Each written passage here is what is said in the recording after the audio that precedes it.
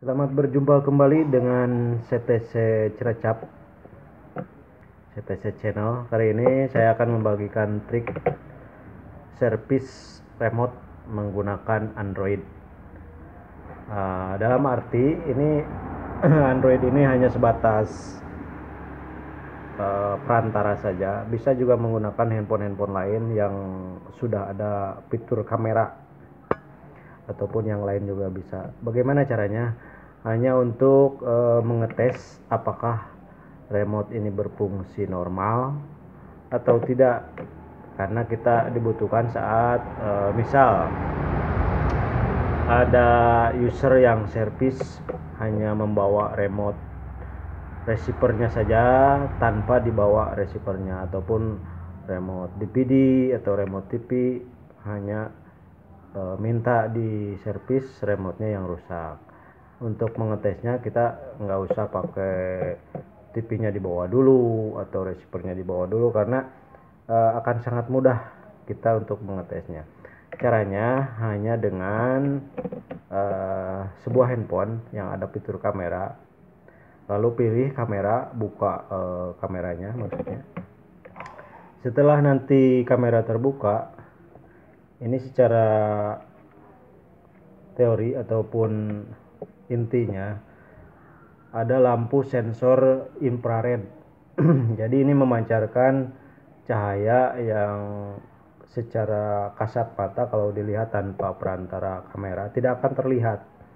Nah, ini untuk mengetes misalkan kita sudah dicek baterainya udah diganti bagus pakai baterai yang baru. Apakah ini misalkan masih bagus remote-nya? Jadi misal di rumah kita punya remote yang rusak apa enggak ya, ini kita coba kerusakan mungkin ada di televisinya ataupun di receivernya, tapi kita ingin memastikan bahwa remote tersebut masih normal. Caranya ini lampu sensor ini diarahkan ke kamera handphone, jadi kita tinggal pijit nanti sinarnya keluar seperti ini. Nah, itu kondisinya berarti remote normal. Ini kalau misalkan kita pijit semua, ini pasti jalan. Beda lagi dengan remote-remote yang universal yang ada lampu indikator di sini.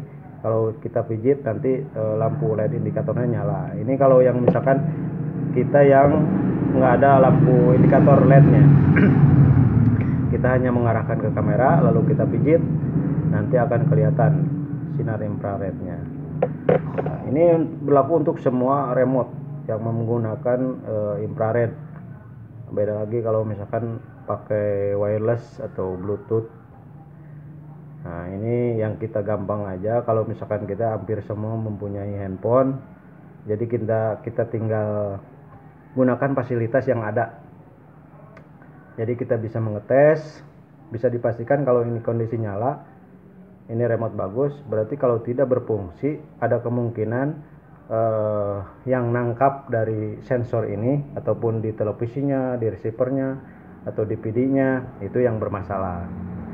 Jadi kalau misalkan kita di rumah rusak mau beli remote, ternyata setelah kita beli remote yang baru juga sama, nah itu kemungkinan ada di bagian penerimanya. Jadi untuk mengetes sebelum kita beli, kita coba aja dulu pakai handphone.